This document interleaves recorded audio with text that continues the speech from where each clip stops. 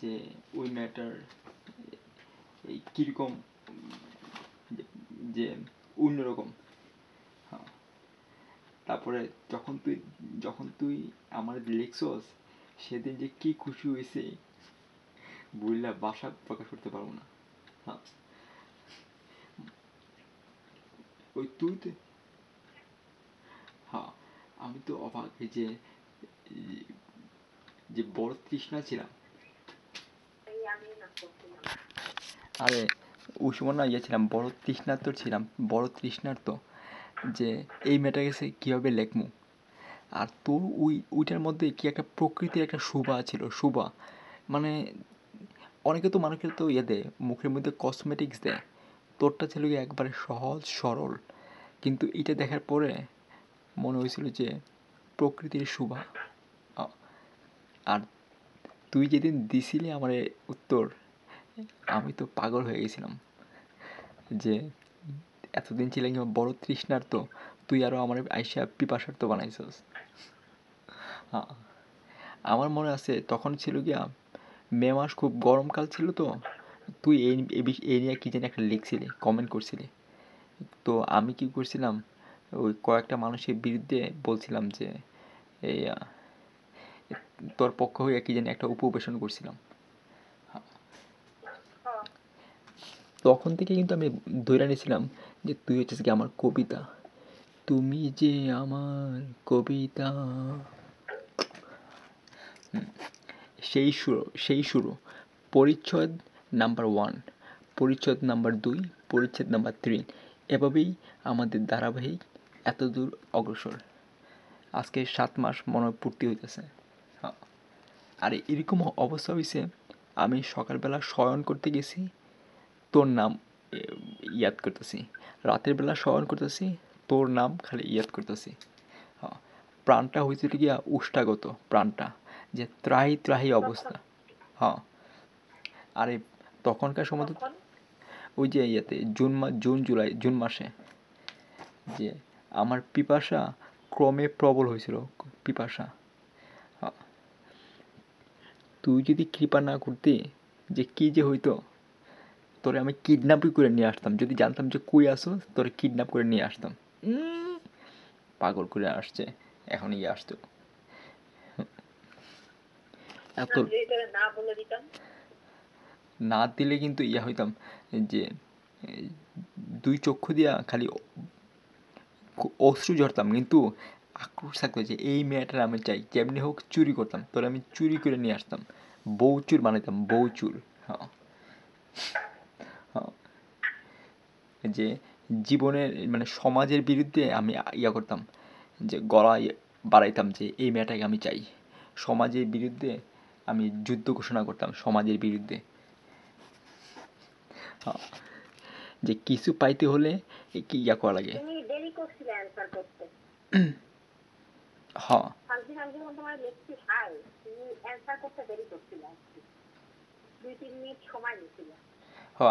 আমি তো অবাক হয়ে গেছিলাম যে আসলে কি এটা সত্যি নাকি স্বপ্নে নাকি বাস্তবে, আমি বুঝতে পারি নাই।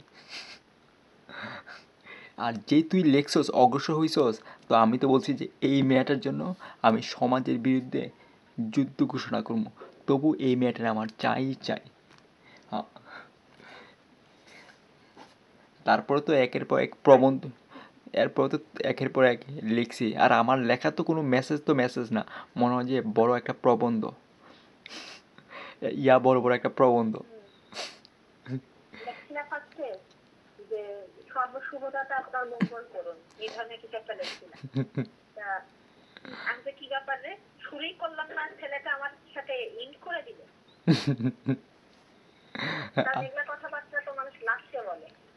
হ্যাঁ, আরে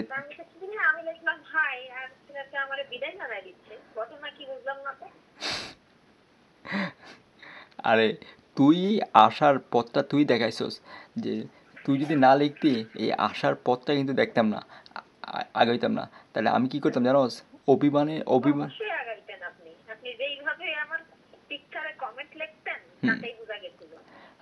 আমি অভিমান করে থাকতাম, কিন্তু মনে মধ্যে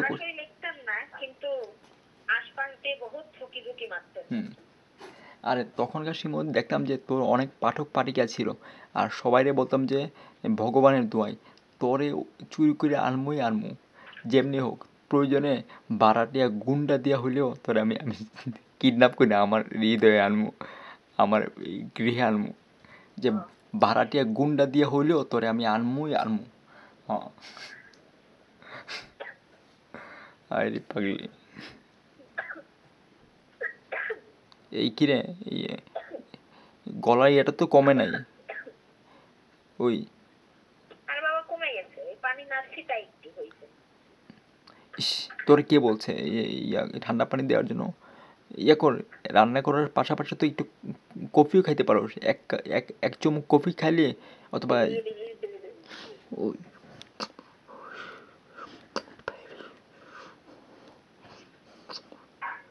বোটানিক্যাল গার্ডেনটা কোথায়? ঢাকাইলে কি হয় তোমার?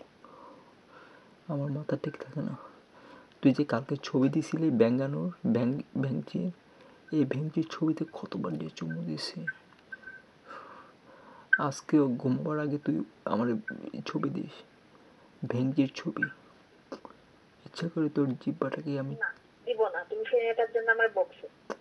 না না না, এই ভ্যাংচানোর ছবি থেকে আমার মাথা। বলছো যে কেন দিছি তাই বলছো তুমি। আর এটা আজকে the best picture of the year. ওই জান, জান দিও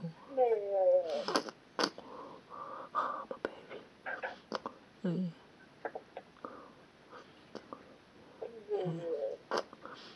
ইচ্ছে করে না এই গাল দিয়া, এই হাত দিয়ে তোকে আদর করে তোর চুলের মধ্যে বিলি কেটে দে।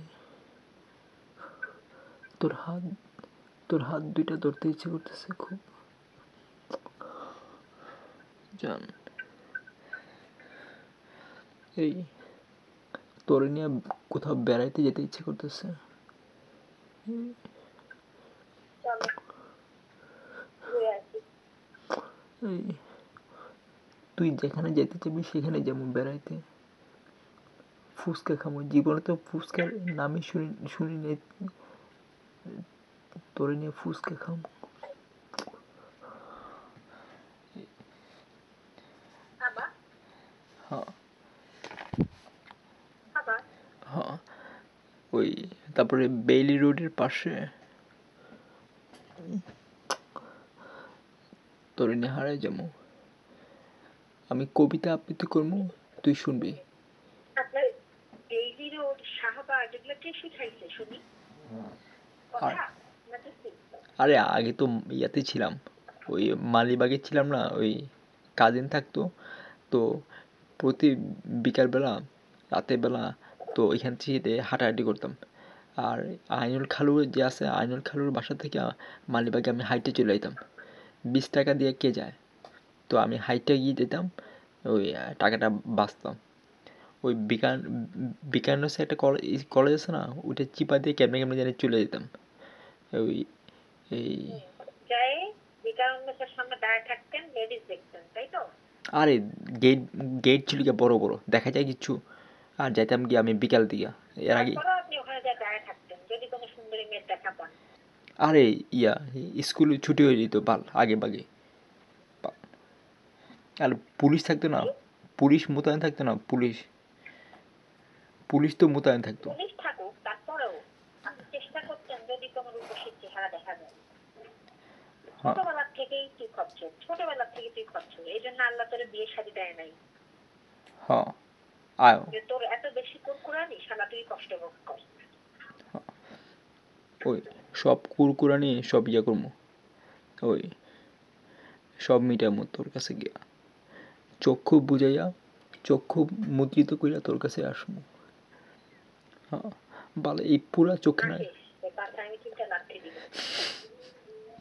ওই বাল কি যে হয়েছে, এই পুরা চোখে ঘুম আসে না, খালি বালিশের মধ্যে খালি তোরে খুঁজে, বালিশটাকে বুকে নিয়ে ভাবি এটা আমার লাল টুকটুকে বউ, আমার জানটুর। ওই কথা কম কাজ বেশি। আবার শুরু হলো আরেক দফা নাকি? বল কি করবো পাল, হৃদয়ের জানালাটা, হৃদয়ের জানালাতে যে তোর নাম রে, ইচ্ছা করতেছে এই বুকের মধ্যে তোরে বিশ্বাস করে ফেলবে।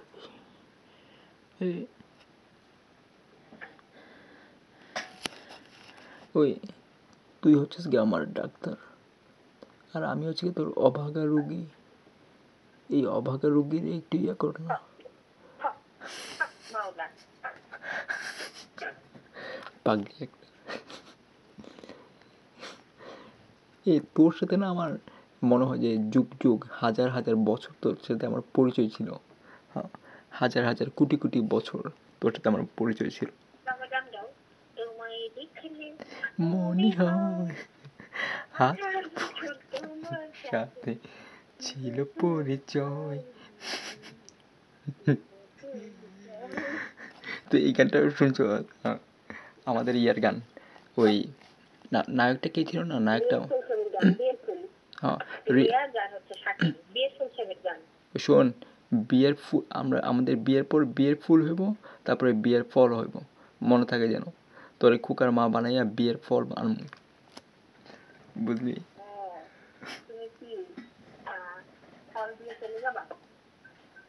আরে না, এমনি বলছি। আমার ফল দিয়ে তো তুমি আমেরিকাতে চলে যাবা, আমি একা একা থাকবো না, কারণ এই ইম্পর্টেন্ট সময়টা আমার দরকার, সাপোর্টটা দরকার। এটা করবো না, এইটা উদ্যত হবো না, এমনি বললাম। কারণ সারা জীবনে একটা এই প্রথম সন্তান আসবে, এটার সেবা শুশ্রূষার দরকার আমার। জানোস, হুমায়ুন আহমেদের একটা নাটক ছিল, ওই বাচ্চা প্রসূতির সময় যে স্বামীর কর্তব্যগুলো, অনেক আগে দেখেছিল ওই নাটকের মধ্যে। তখন বুঝতে পারছি যে ওই একজন ইয়া দরকার, সেবক দরকার। প্রতিটা গর্ভবতী মায়ের পাশাপাশি একটা সেবক দরকার, এটা হচ্ছে গিয়া পত্নী।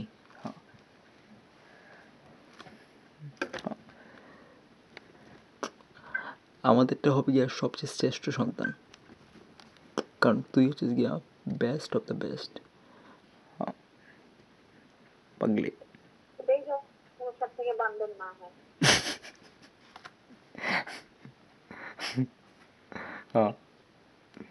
এই টনি ফোন দিচ্ছে, আমি টনির সাথে কথা বলবো। এই তুই আমার জানাইছ ওইদিকে খবর কি? হ্যালো,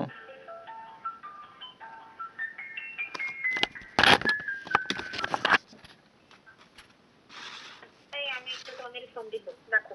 এই শোন, ওই আমার খবর জানাইস। হ্যাঁ, আমি গোসলটা কইরা এই খাইতে গেলাম, তুই ভালো থাকিস। হ্যাঁ, আর কালকে যদি সময় পাই তাহলে আর কি ইয়েতে যাবো, ক্যাম্পাসে। আর তোর ছবি দিস, আর চুলা থেকে সাবধানে করিস। চুলাটা পাল্টাইছোস? চুলার আগুন পাল্টাইছোস? আচ্ছা, কল দিছে। আচ্ছা, তুই ফোন করে জানা ওইদিকের খবর কি জানা, বুঝলি? আচ্ছা, আমি আপনার খবরটা নেই। হ্যাঁ, আর আমি ফেসবুকে দেখি তন্নির কি স্ট্যাটাস দিছে। হ্যাঁ, লাভ ইউ রে, ভালো থাকিস। হ্যাঁ, আচ্ছা ঠিক আছে।